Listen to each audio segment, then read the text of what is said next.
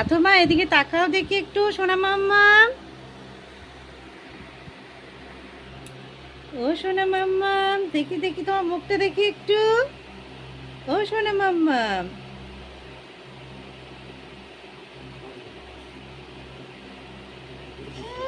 হ্যাঁ, ও তো এখন খুবই ছোট, তাই সেরকম ভাবে কিচ্ছুই করিনি।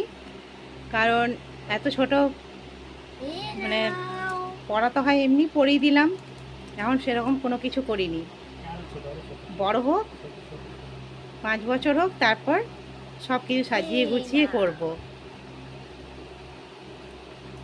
তোমাদের সবাইকে তো বললামই যে ওর বয়স এখন খুবই ছোট, তাই জন্য সেরকমভাবে কিছু সাজানো গোছানো করিনি। কারণ ও তো সেরকমভাবে এখন কিছুই করতে পারবে না, তাই শুধু আনন্দের জন্য